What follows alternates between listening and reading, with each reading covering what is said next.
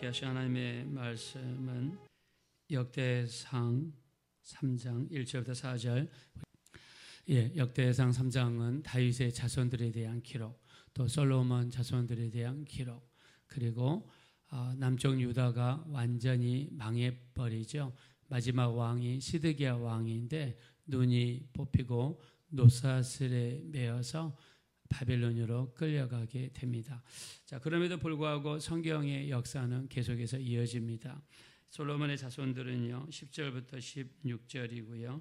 17절부터 이제 바벨론으로 끌려간 자손들에 대한 내용이 나눠져 있습니다. 그래서 역대상은 세 부분으로 나눌 수 있는데요. 다윗의 자손들, 솔로몬의 자손들, 그리고 포로로 끌려간 이후에 자손들, 이렇게 알 수가 있습니다. 자, 다윗은 유다 지파이고 왕의 집안입니다. 다윗 다음에 솔로몬으로, 솔로몬에서 르호보암으로 계속해서 왕들이 이어집니다. 자, 역대상 3장은 하나님의 약속의 성취가 이루어졌다는 것을 한눈에 볼 수 있습니다. 하나님께서 다윗에게 약속하시죠. 자, 다윗이 왕궁을 이렇게 좋은 데서 거하면서 늘 마음속에 죄책감이 있었습니다. 나는 좋은 집에 사는데 하나님의 성전은 형편없다.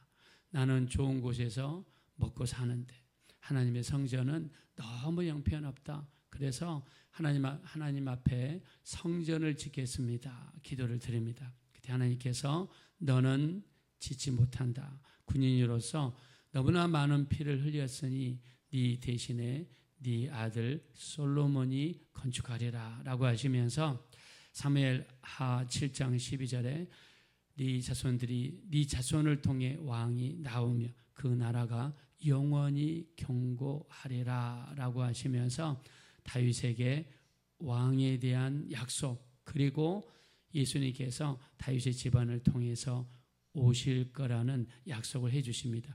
자, 그래서 오늘 읽었던 이 다윗의 이 족보에는요, 예수님이 오시는 루트가 여기에 보이지 않게 숨어 있습니다. 단순히 사람들이 낳고가 아니라 이 사람들의 출생을 통해서 예수님이 오시는 길이 이곳 가운데 기록되어져 있습니다. 자, 그래서 하나님께서는 다윗에게 너희 자손을 통해 왕이 올 것이며 그 나라가 영원히 경고할 것이다 라고 하나님이 다윗에게 약속하시더니 정말 여기 족보에 나온 것처럼 왕들이 나오고 자손들이 나오고 그 자손들 사이로 예수님께서 오시는 길들이 정해집니다. 자, 우리 하나님께서는 사람에게 약속하신 것은 반드시 지키십니다. 그래서 우리 민수기 23장 19절 하나님은 사람이 아니시니 거짓말하지 아니하시고 인생이 아니시니 후회하심이 없으시도다.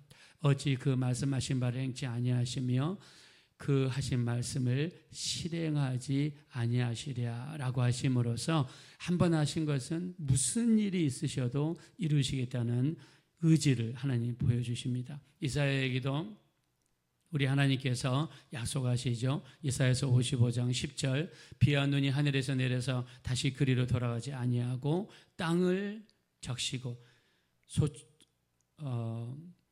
소출이 나게 하며 싹이 나게 하여 파종하는 자에게 종자를 먹는 자에게 양식을 준 것 같이 내 입에서 나간 말도 헛되이 내게로 돌아오지 아니하고 내 기뻐하는 뜻을 이루며 내가 보낸 모든 일에 형통하리로다 라고 하심으로써 하나님의 말씀을 하늘에서 내리는 비와 눈으로 우리 하나님이 비유하셨습니다. 자, 그러면 우리 신앙생활은 무엇입니까?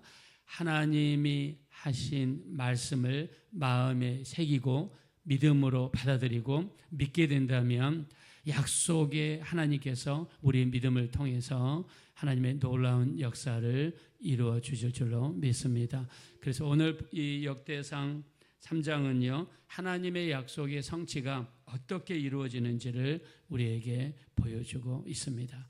자, 그리고 여기에 우리 사무엘하 7장 14절에 이런 말씀이 있습니다. 너희가 내게 죄를 지으면 내가 사람의 매와 인생 채찍으로 징계하시겠다 그랬습니다. 사람의 매와 인생 채찍으로 징계하신다. 자, 우리가 앞을 향해서 똑바로 가야 될 사람들이 걷길로 빠진다든가 죄를 범하게 되면 하나님은 사람의 매를 쓰시거나 인생 채찍으로서 징계하신다.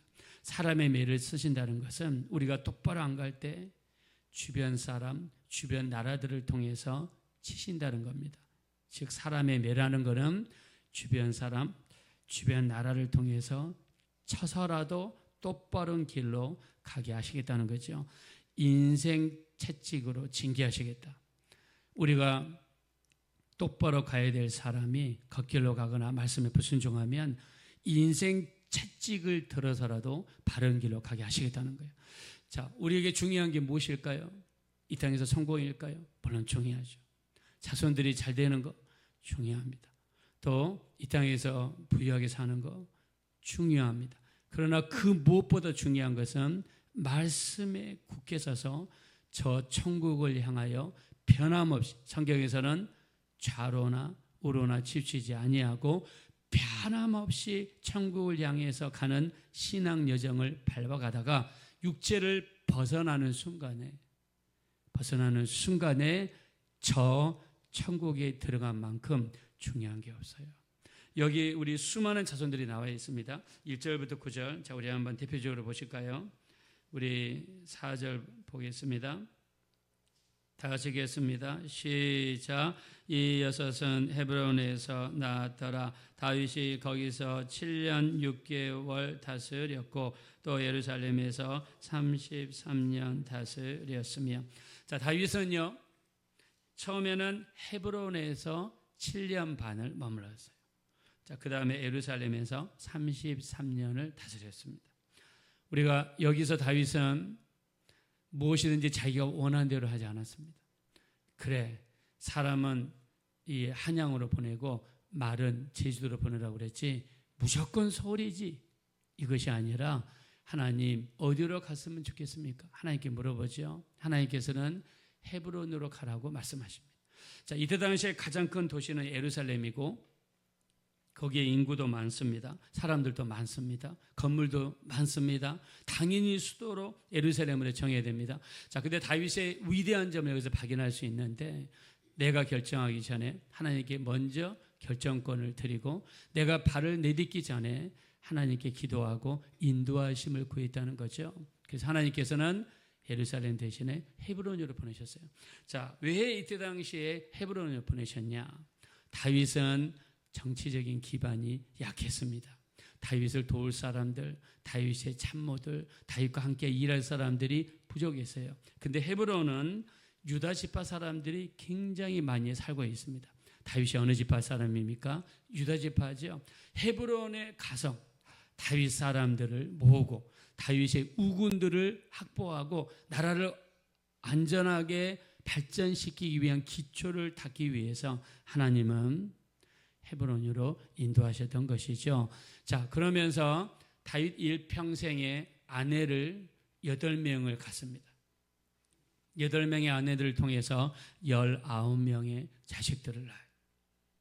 근데 어떤 자식들은 신앙생활을 잘하는 자식들도 있고 어떤 자식들은 하나님과 전혀 상관없이 사는 자식들도 있습니다. 지난번에 어떤 분이 이렇게 간증을 하시더라고요. 어떤 목사님이신데 그 여자 목사님이신데 기도를 많이 하는 목사님이세요. 근데 어떤 성도님 집안에서 그 어머니가 돌아가시게 됐다고 그래서 그 어머니 좀 기도 좀 해달라고. 근데 어머니가 나이가 많이 드셨는데 연로하셔서 이제 돌아가시게 되었습니다. 목사님이시니까 당연히 가서 예수님 믿으십시오. 예수 믿으면 천국 갑니다. 자, 근데 그 전에 몇 번 그 집에서 신방 예배를 드렸는데 어머니의 마음이 좀 강팍하고 안 받아들였다고 그래요. 근데 그날따라 마음의 문이 많이 열려 계시더래요. 그래서 예수님 내 구주를 영접하시고 어머니 예수를 꼭 믿으셔야 됩니다. 그리고 예수님 내 죄를 용서해 주세요. 고백하셔야 됩니다. 제가 기도할 테니까 진심으로 내가 기도한 대로 한번 따라해 보시겠습니까? 그랬더니 그 나이 드신 어머니가 네, 따라하겠습니다. 그래서 예수님 믿습니다. 예수님 내 죄를 용서해 주세요. 예수 믿으면 천국 가는 것을 믿습니다. 따라하는데 어머니 눈에 눈물이 고여있더라. 그래서 그 어머니가 돌아가시기 전에 이렇게 예수님을 영접했어요. 근데 이 여자 목사님께서 어느 날 기도를 하시는데 하나님이 천국을 보여주시더래요. 근데 천국을 보여주시는데 그 천국에 그 마지막 순간에 예수님을 영접했던 그 성도님의 어머니가 천국에서 너무나 밝은 모습으로 계신 것을 우리 주님이 보여주셨다고 합니다. 할렐루야. 자, 그래서요, 돌아가시기 전에 예수 영접하는 게 너무나 중요하고요. 돌아가시기 전에 예수님을 믿습니다. 예수 믿으면 천국 가는 것을 믿습니다. 믿음을 다짐을 한번 갖는 것도 굉장히 중요합니다. 그래서 우리 삶 속에서 물론 이 땅에서 돈 많이 버는 것도 건강하게 사는 것도 물질로 부족함이 없는 것도 성공하는 것도 중요하지만 가장 중요한 게 무엇이냐? 바로 예수님을 영접하고 주의 말씀에 순종해서 살아가는 것보다 더 중요한 것이 없는 줄로 믿습니다. 자, 하나님께서는 우리를 사람의 매와 인생 채찍으로 채찍하시는데요. 우리 히브리서 12장 8절을 보니까 징계는 다 받는 것이거늘 만일 너희에게 없으면 사생자여 참 아들이 아니니라 그랬습니다. 하나님은 우리 아버지가 되시죠. 아버지가 없는 사람은 사생자입니다. 아버지는 훈계할 수 있는 책임을 가지신 분이에요. 우리가 걷길로 빠질 때 하나님은 징계하신다는 거예요. 예수님도 말씀하십니다. 요한계시록 3장 19절 무릇 내가 사랑하는 자를 징계하여 책망하노니 네가 열심을 내라 회개하라. 볼지어다 내가 문 밖에 서서 두드리더니 누구든지 내 음성을 듣고 문을 열면 내가 그에게로 들어가 그로 더불어 먹고 그는 나로 더불어 먹으리라 그랬습니다. 자, 사랑하는 자를 책망하시고 징계하신대요. 자, 왜 그럴까요? 우리가 믿음에 바로 설 수 있도록. 자, 다윗은요 자기 자신은 열심히 살았습니다. 자, 그러나 자식들에 대해서 매를 들거나 채찍질을 들거나 하는 모습을 별로 발견하지는 못했어요. 그래서 자식들 중에 믿는 사람이 많지 않고 온전한 모습으로 서지 못했습니다.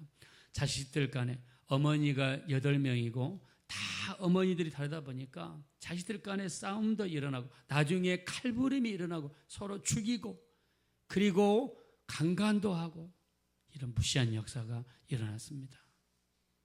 우리 하나님께서는 우리를 자녀로 보시기 때문에 우리가 온전히 서지 못했을 때 매와 채찍으로 인도하시는 것을 알 수가 있는데요.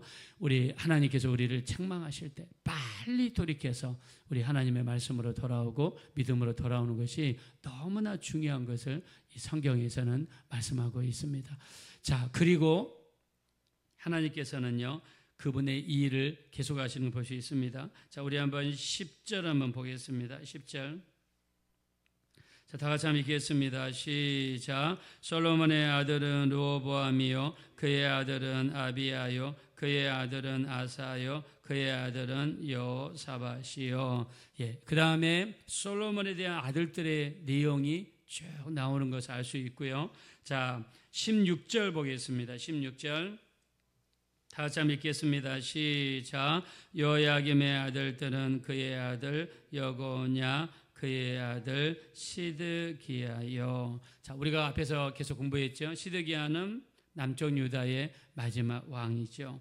이 포승줄에 묶여서 바벨론으로 끌려갈 때 두 눈이 빠져서 남유다의 마지막 왕이 되었습니다. 자, 그리고 나서 17절 자, 한번 읽겠습니다. 시작. 사로잡혀간 여고냐의 아들들은 그의 아들 스알디엘과 네. 자, 여기 17절 시작이 사로잡혀간 어디로 사로잡혀갔습니까? 바벨론으로 사로잡혀갔죠.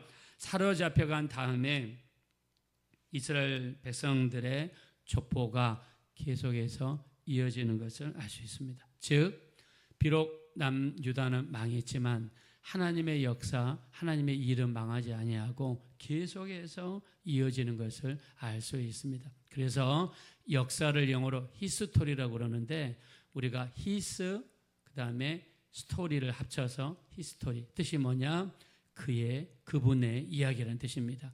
비록 이 땅의 나라는 망했고 사람들은 끌려가서도 하나님은 여전히 우리 인간 사이에서 그분의 뜻을 이어가고 일을 계속하고 계신 것을 볼 수가 있습니다. 우리 빌립보서 2장 13절 너희 가운데 행하시는 이는 하나님이시니 자신의 기쁘신 뜻을 위하여 우리에게 소망을 두고 일하신다 그랬습니다. 우리 가운데서 일하시는 분이 누구십니까? 하나님이십니다. 자손들 사이에서 일하시는 분은 하나님이십니다. 지금 우리나라에서 일하고 계신 분은 하나님이십니다. 하나님을 일하시게 할 수 있는 유일한 방법은 하나님께 맡기고 기도하는 것입니다. 하나님이 우리 자손들을 도울 수 있는 방법은 맡기고 기도하는 것입니다. 자, 오늘 여기 수많은 자손들의 이름이 나와 있지만 어떤 사람들은 믿음에 붙어 있고 어떤 사람들은 믿음에서 떠나고 자, 어떤 사람들은 열심히 하나님을 섬기고 왕들 중에서도 열심히 하나님을 섬기지만 섬기지 않는 사람들이 있단 말입니다. 그 이유가 무엇일까요? 사람들 사이에 강력하게 일하시는 분은 하나님이시지만 반대편에서 우리의 믿음, 하나님과 우리 사이에 방해하는 존재 바로 마귀입니다. 마귀는 끊임없이 하나님과 우리 사이를 이간시키고 갈라치게 합니다. 그래서 우리 베드로전서 5장 8절에 보니까 근신하라 깨어라 너희 대적 마귀가 우는 사자같이 두루다니며 삼킬 자를 찾는다. 그러면서 우리를 쓰러뜨리려고 한다고 그랬죠. 마태복음 24장 24절 보니까 할 수만 있으면 믿는 자라도 미혹하는 존재가 마귀라고 성경이 이야기하고 있습니다. 우리 신앙생활은 영적인 전쟁이에요. 자, 여기 수많은 자손들이 나와 있지만 어떤 사람들은 믿음에, 어떤 사람들은 불신에, 어떤 사람들이 하나님을 잘 섬기고 어떤 사람은 하나님을 잘 섬기지 못했어요. 여기 있는 사람이 성경에는 기록되었다 할지라도 천국에 가지 못한 사람들이 많습니다.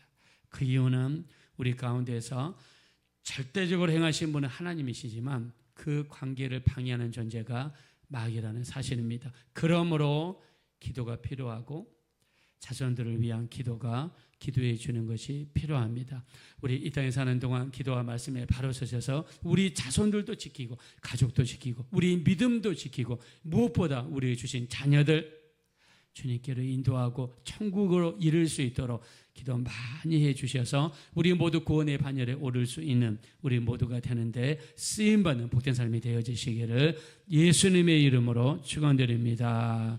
우리 시간 기도하실 때 마지막 때 말씀에 굳게 서고 기도하는 우리가 되게 도와주셔서 우리 가운데 일하시면 하나님이시지만 그 관계를 방해하는 존재가 바로 악한 영들입니다. 이들은 우리를 넘어뜨리고 방해하고 할 수만 있으면 믿는 자라도 미혹한다라고 이야기했습니다. 우리 가족을 위해 자손들을 위해 사랑하는 영혼들을 위해 부지런히 기도 많이 해줄 수 있는 우리가 될 수 있도록 도와주셔서 한 사람이 나고자도 없이 우리 모두 우리 정말 주님께로 인도할 수 있는 우리 모두가 되게 해달라고 합심으로 기도하겠습니다. 돌아서고 잡으라시 하나님 감사합니다. 이 시간은 우리의 삶 가운데 일하시는 분은 하나님이십니다. 너희 가운데 행하시는 이는 하나님이시니 자신의 기쁘신 뜻을 위하여 우리에게 소망을 두고 행하게 하신다 하셨습니다. 우리 하나님 우리 가운데 일하시며 예수 믿게 하시며 믿음 생활하게 하시며 우리를 붙들어 주시는 하나님께 진심으로 감사합니다. 언제나 우리 기도를 들으시며 우리 발걸음을 주장하시고 인도하시는 하나님을 찬양합니다. 존귀하신 하나님이시여 고맙습니다. 감사합니다. 그러나 우리 삶 가운데 방해하는 존재가 있습니다. 마귀는 할 수만 있으면 믿는 자라도 미혹합니다. 또 너희 대적 마귀가 우는 사자같이 두루다니며 삼킬 자를 찬다고 그랬습니다. 영적으로 깨어 있어야 되는 이유입니다. 우리 마지막 때 영적으로 깨어 있는 우리 모두가 될 수 있도록 인도해 주십시오. 특별히 여러분의 자손들을 위해서 우리 자손들이 예수 잘 믿게 도와주세요. 열심히 교회에 다니게 도와주세요. 거듭나고 변화되게 도와주세요. 우리 손주들, 또 남편, 아내, 또 사랑하는 영혼들 정말 예수 잘 믿고 우리 모두 저 천국에서 만날 수 있도록 도와주십시오. 우리 가족을 위해, 자손들을 위해, 사랑하는 자녀들을 위해, 배우자를 위해 기도하겠습니다. 돌아주어자 아버지 하나님 감사합니다. 우리 하나님 불쌍히 여기시고 긍휼히 여겨 주십시오. 우리 주님, 우리 주변에 믿지 않는 영혼들, 부모님, 형제자매, 자녀들, 손주들, 배우자, 사랑하는 영혼들 중에 아직 믿지 않는 영혼들이 있다면 그들을 위해 기도합니다. 예수 믿게 하시고 강한 믿음을 갖게 도와주십시오. 우리 자손들이 예수 잘 믿게 해주십시오. 우리 자손들이 거듭나고 변화되게 도와주십시오. 우리 자손들이 온전히 변화될 수 있게 도와주십시오. 거듭나게 도와주십시오. 믿음의 반열에 오르게 도와주십시오. 우리 하나님 온전히 주님 원하시는 믿음으로 성장하게 도와주십시오. 한 사람이 나고자도 얻게 하시고 은혜를 베풀어 주시며 우리 하나님 도와주십시오. 역사하여 주십시오. 우리 하나님